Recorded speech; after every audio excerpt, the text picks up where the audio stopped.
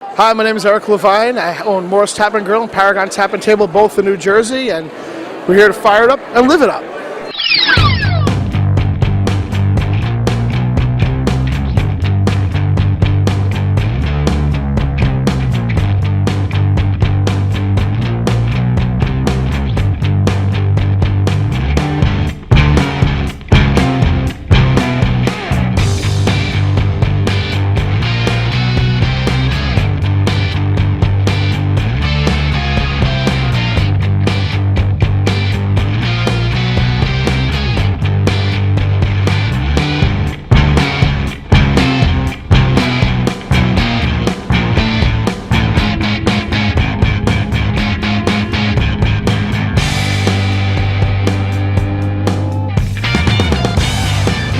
At the Metropolitan in New York City at Taste of Hope. We're here to battle cancer.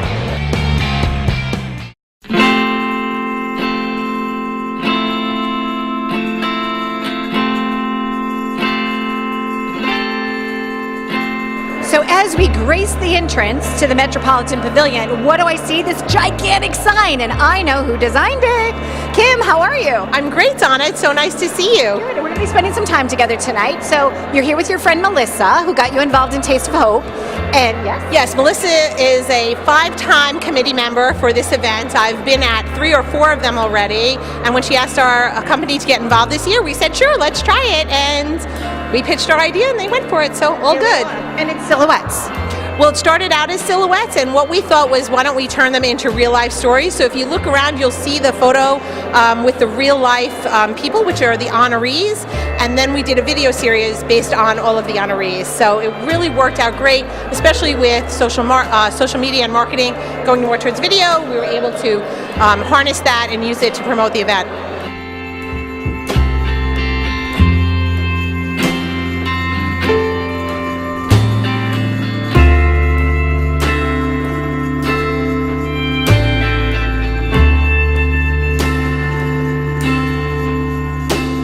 I'm delighted to be honored. I'm a little overwhelmed. You know what? I didn't realize it was going to be this big. So, I'm really proud to be part of it. I'm proud that I've been able to raise some money for cancer awareness, and I'm proud to be working with a bunch of people that dedicate and donate their time to help other people, and we need a lot more of that. And when you were coming up, who taught you how to be philanthropic? Who was somebody that made an impression on you, if you will? You know, when I was the oldest boy in my family, my dad would have to he told me to share and give back and help others. I've always kind of been that way. I've always, as a young person, I've always helped other people in need, and I think that has to do with my upbringing. You know, there were a lot of broken families in my neighborhood, and mine wasn't, and we would always bring, invite kids from broken families out to, meals, movies, all that type of stuff. So I didn't realize that's why the suggestion was that way until I got older. But people that are less fortunate, or people that are sick, people that need a helping hand, it's easier to take from a big pile of wood and give to a smaller pile of wood and even it out. So, Now, when you find out that you're an honoree for something, who's the first person that you call and tell? Because you must be so excited. It's a great joy to be honored. So I generally call my husband, but people don't realize usually you're honored because of what you might be able to do for a charity. And I understand that and realize that because there are so many great people out there doing so many wonderful things. And so we're really here to celebrate American Cancer Society. And how has that touched your heart? Because I know you're so philanthropic with so many things that you do, but why did you decide to participate here tonight? I don't think there's a family in the United States or across the world that's not been hit by cancer. So cancer affects everyone, and American Cancer is now involved in $450 million worth of research for cancer, and they have Hope Lodge, which is a facility in New York City where cancer patients and their caretakers can go and stay when they're undergoing a cancer treatment. And I think it's fabulous what American Cancer is doing. And being an author, obviously you speak so eloquently, but tell us about that experience for you and how you like to bring words to life. Yes, I recently wrote a book, Successful Philanthropy, How to Make a Life by What You Give, with an introduction by Georgina Bloomberg, Mayor Michael Bloomberg's fabulous daughter. He's fabulous. And I wrote this book to encourage people to get involved in philanthropy and to realize that they have a lot to offer. It's not just about writing a check, but it's about giving your time and your knowledge. And then it's a practical guide. And I feel that if I can help others get involved in becoming volunteers, because volunteerism in the U.S. is down right now, and if I can get people involved in philanthropy, I want to do everything that I possibly can to get others involved.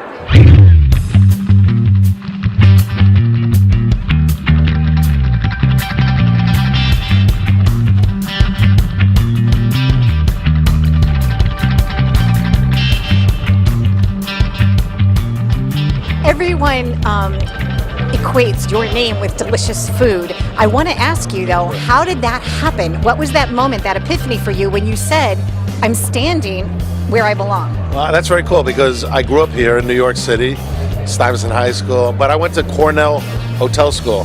So I had great ambitions to come back to New York and do a lot of things. But very modestly, in 1985, before you were born, we opened Montrachet with David Boulez as a chef, and that was the equivalent of winning the lottery without being able to collect the cash because we got 3 stars and we were packed. But 31 years later, I'm still hanging in there, so it's not bad. Now, tonight's a very special night for you. Could you share with us your personal thoughts on that? Well, I mean, we're all touched. Every family is touched in some way, shape, or form by cancer. My mother passed away in 2000 of lymphoma. So when the American Cancer Society asked me if I would do this, of course, I was ready to go. The restaurant community in general is very charitable. We do a lot of things, but this is one of the best events. And tonight, what will you be serving? Nobu is serving actually a tuna sashimi dish with hearts of palm and a jalapeno dressing. And my friend David Burke, who's our co-honoree, he's got some good vittles next door to us also. So. And when you eat, when you dine, do you ever dine at home? I mean, oh no, I do actually. Okay. My wife and I, we just moved to a gorgeous house in Piermont, New York, that overlooks the Hudson River. So I have to say, I do a lot of plating. I take a lot of food from my restaurants and I cook at home, but it's more of plating.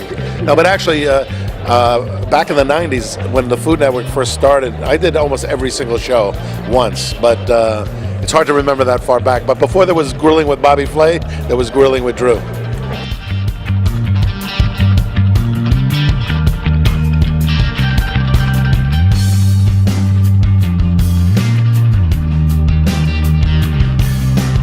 Okay, here we go. Yay me! Hearts of palm, the jalapeno is not too spicy, right?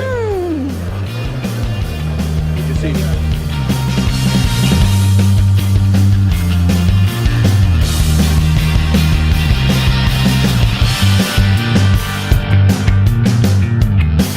With us now is Todd English, and we're going to see what they're making. Okay, what are you guys making? First of all, this is such a great event. You know, unfortunately, my sister passed with cancer, and it's touched us and affected us in so many ways. So, you know, the fact that you're here and everybody's here to support this, that one day we won't have to have this event anymore. That's the whole reason for this. We'll move on to eat and have fun and not have to raise money to help save lives. We can celebrate that no one has cancer. That's the party we want to throw. All right, so here we go. Chef Sonny. Hi, Chef. Right, and Chef Hugo. Hi, guys. They're my suit, and he's the chef at my food hall here. It makes that wonderful place down at the Plaza Hotel happen. That mayhem, that chaos, that craziness. Look at him. Look how calm and cool he is. And you're making pork buns, right? This is duck. Oh, duck buns. Yeah, duck buns. That's okay. Hey. Duck, pork, whatever. Yeah. So this is a crispy. We call a little more upscale, right? Little 5-spice, little hoisin. So it's sort of like Peking duck. With a little bit more to it. Okay. Really fun. And why did you choose to make this tonight? Because it's a crowd pleaser. It is People a crowd always pleaser. love it, and it's easy to do, and it's good portable. And we won an award with it at the South Beach Food and Wine Festival. This same dish, which Sonny is so proud of. Where's the badge? Don't you have your medal that you're supposed to? I don't know what happened to it. Sonny, you got to brag a little bit, you know. Relentless self-promotion. That's what we do as chefs. I want By to the ask way, you, why did you choose? Did I tell you that my name is Todd English? Really, the real Todd English. Odddenglish. Don't forget the H. Okay, so It's a big E. Almost as big as my head.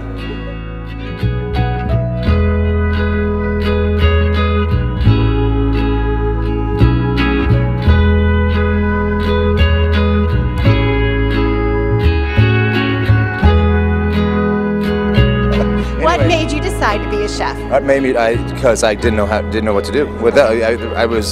I just loved it when I was a little kid. I got into it when it wasn't cool to be a chef. Now apparently it's cool to be a chef, from what I hear. Chefs are celebrities now. I've heard that. Yeah. I've heard that. I'm not really sure why. When the recognition started happening for you, right? When was the moment, the moment of epiphany where you said, "Wow, this is life-changing for me"? I don't know. I mean, I think that it just kind of, it was just, things started just flashing and we were getting flown places and, going to elegant dinners, and I'm like, wow, this is pretty cool. So, but it was, I'm very excited and fortunate to be doing what I get to do and love what I get to do. Love what I do. That's what I'm saying. Right? Go for it, baby. Okay, here we go. All right. It's crispy 5-spice duck. Hoisin sauce, scallions, pickled vegetables. Yeah, you good? You good? You're right. Right. I'll have what she's having.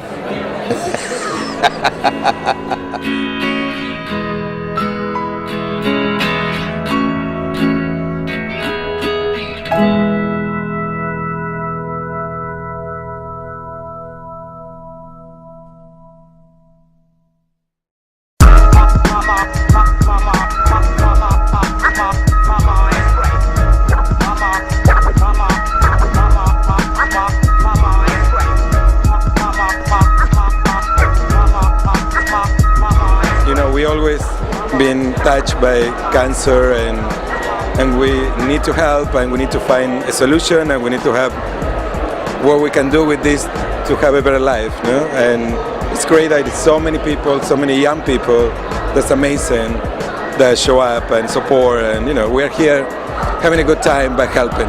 And I know you have a wonderful, creative, beautiful spirit about you. At what age did you realize, when was the epiphany for you that something was unique and different, and that something was blooming forth for you? You know what? When I was a kid, I didn't want to play with normal toys. I always steal my sister's Barbie, and I will play with that, and I will do clothes to them. And that's exactly what I do now. This is my life. This is what destiny put me in. This is who I am. Yeah. Wow, how did you come up with this? How did I come up with this? So, basically, my background's in PR and marketing, and I love food. So, I really wanted to find a way to bridge that gap. And somebody that I knew had a daughter that was gluten-free, and I'm a big baker and not someone who has like a culinary background, but because I didn't want to start a restaurant or anything. But she asked me if I could make my cookies that I make that were incredible, gluten-free, because her daughter had celiac disease. And it took me years to come up with these recipes because most gluten-free cookies are not good. But of all of them, that's one of your personal favorites? Well, this one is this is the best seller because not only gluten-free, but a lot of people are, looking for that flavor that they know from childhood that, emulates. All of our cookies are sort of a little bit of a twist on classic cookies. Our quinoa chocolate chip tastes very much like that famous chocolate chip cookie that everybody loves. Starts with a C. But with a little added element of healthfulness, quinoa, and then the midnight brownie tastes like that sandwich cookie that everybody loves, but without the cream, because I never liked the cream. So it's really, really, if you taste it, it's spot on. It tastes exactly like that. And then, everybody needs a great oatmeal raisin, but no one would ever know. These are cookies for everybody. So no one would ever know that they're gluten-free.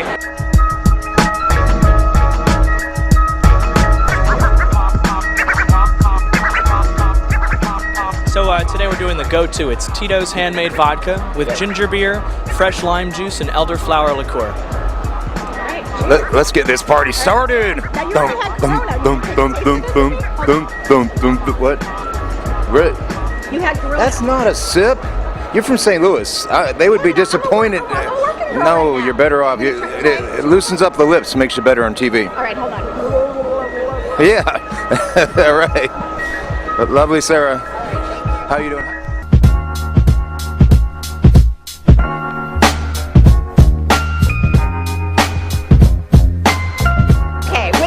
Is Len Marks. And you know, it's fun for me being a Long Islander. When I see a Long Islander in New York City, it's almost like, what are you doing here? What are you doing here? We're bridge and tunnel people, okay? But we're here supporting cancer tonight. How are you? I'm well, thank you. Good. You just took a fun headshot for me, and I was so delighted.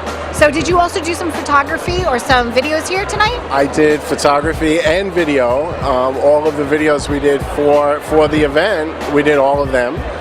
Myself and Kim Poulos and Michael, one of our other videographers on the project, and I'm thrilled to be part of it. It was just a lot of fun. We came in here. We came to the American Cancer Society office, and we set up. We did some great interviews. We did some green screen work for their logo, their poster. We did that all there that day. It was thrilling. It was absolutely thrilling. I'm so happy to be involved with this. And very moving stories from a lot of the chefs themselves, right? Absolutely, absolutely. When you hear the adversity they overcame, and almost everybody is touched by cancer. I'm touched by cancer. I lost my mother when I was 17 years old. She had leukemia, but before that she had breast cancer. So I identify with pretty much anybody who has a cancer story. We all have cancer stories. Good. Now, what are you making tonight? We're making a ricotta cheese gnocchi with a white truffle cream sauce. Now, the guy that we were talking to before, the other chef, told me that was his favorite dish. Is that also your favorite dish? We have many favorite dishes of mine on the menu, but this is definitely in the top 5. Okay, and how did you come up with this concept, this blending of flavors? So normally it's made with potato. We wanted to do a lighter technique of just ricotta cheese. So as we toast it in the pan, you're creating this like frico, this fried Parmesan cheese, like the edge of a pizza crust. Nice. Yeah. And why did you participate in this evening tonight? We are just, we've done it year after year, and we continue to come back and just support and support and support. And who taught you how to cook? My grandfather, at a really young age. We used to eat eggs 3 times a day. So come to the Smith for brunch. We create great eggs. Ricotta cheese gnocchi that's been lightly toasted, served with a white truffle cream sauce. It smells. I wish you could smell this. Okay, we're raising money to fight cancer tonight while we get to dine on delicious, yummy food. Thank you, Chef. Thank you.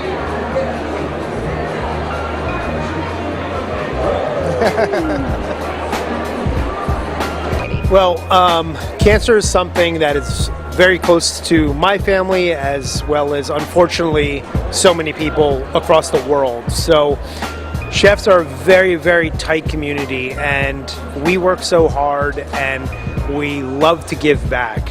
So again, cancer is something very close to me. So whatever I can do to help anybody out there or their family that's going through this, I'm full on aboard. And this is a great venue to have something like this. You know, we're here at the Metropolitan, and it's nice, it's open, it's airy and roomy and beautiful. Nice high ceilings. Yeah, this is one of the it venues in New York City right now. It seems like I'm constantly, where we go tonight? The Metropolitan Pavilion. But they do it very well, and I mean, we have a room full of some of the most amazing chefs, great food, drinks, and a group of just passionate people as well, the guests as well as, of course, the chefs. And I mean, that's definitely for a night of fun. And what are you serving tonight? We are doing a shrimp dumpling with a young dashi broth and beach mushrooms. Oh, nice. So this is one of the signature dishes at the restaurant. Obviously, we're not a delicatessen, as you can see. And our saying is, we serve everything from foie gras to fried chicken. Excellent. And what are these little pieces right here? So you're serving this tonight with these spoons, right? Yep. So are these like little tiny, what are those called, gnocchi mushrooms or something? Those are beach mushrooms. Okay. beach mushrooms, and then the broth is a dashi that we infuse with young ginger. I can help you out a little bit. Okay, here we go. Let's give it a try. Oh, that's tasty. Okay, now who taught you how to cook? Well, I'm going to try to eat this. I don't know. Do you think this is like a... It's a one-biter. It's a one-biter? All right, here we go. One-biter. Oh, Robin, I get so embarrassed. Hold on.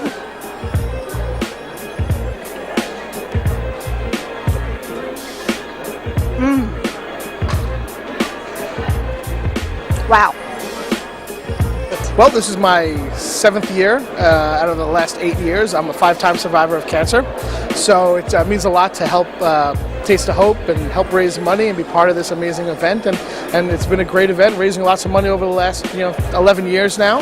So to be part of it, it's an honor, to pay it forward and give back. My friend who invited me, Kim, was telling me about you. She's like, you got to do Eric. Now I get why. Awesome. Right? Yeah, Kim's awesome. It was, we had a lot of fun doing the video together. It's on the Taste of Hope website. And yeah, it's great to come out and to be part of something like this, and extraordinary chefs and amazing people who are attending. So for me, it's like paying it forward and having fun, and I get to showcase our restaurants while helping raise money. Now, what are you serving tonight? Tonight we're serving 2 dishes. We're serving our compressed watermelon with feta cheese and a olive dust. And then we're also serving a pulled buffalo pulled chicken with our blue cheese slaw. Now, did you say something about olive dust? Yes. How do you make olive dust? Well, you take the olives, you dehydrate them, you grind them down, and add a little maltodextrin into it to lighten it up, and there you go. All right, let's try a little olive dust. And watermelon and something else, right? Watermelon and a little bit of an herb vinaigrette. Okay. Have a fork. Thank you, sir. Thank you, chef. There you go. Okay. So you get a little this bit looks good. Okay, so that's the olive dust, like sauce on it? Well, a little bit of dust on top of it. Okay, hold on. Here we go. Is that a nice bite? Is that good? That's a perfect bite. There we go. So, because I know, like, even with a fork, you got to plate it up on the fork, right? Yep. Okay. All right, here we go. Watch the expression on the face. A little different, right? Oh, yeah. I need a little more of that. That's really good. Do it again. All right. Woo! Thank you. Well, the American Cancer Society is something that's very important to me. Prior to me becoming a chef, I was actually a genetic and molecular toxicologist doing cancer research myself.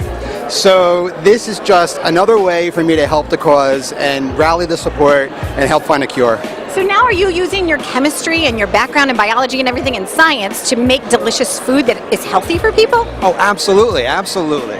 We are using foraged rams today.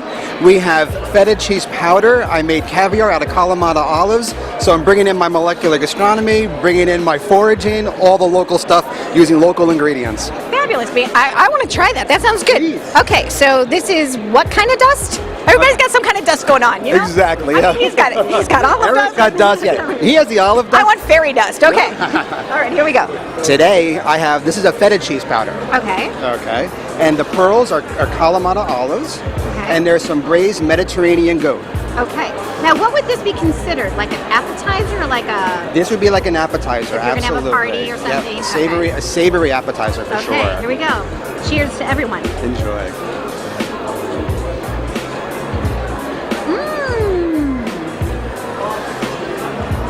A lot of flavor going on there. That is really good. I'm This glad is like a fluffy kind of mousse almost, yeah, right? yeah, Is it a mousse? it's a panna cotta. Okay. Right. So there's no egg in that at all. It's just it's cream and milk and a little gelatin to help set it. Excellent. And it's And very this little- healthy. It's like a little tortilla. It's a little za'atar flatbread. I didn't eat on this side. You want this? No. All right. Food is about sharing and caring. Stay tuned for Absolutely. more on Live It Up. This is my 5th year emceeing this event, and it just seems to get better and better every year, and you got to credit everyone behind me.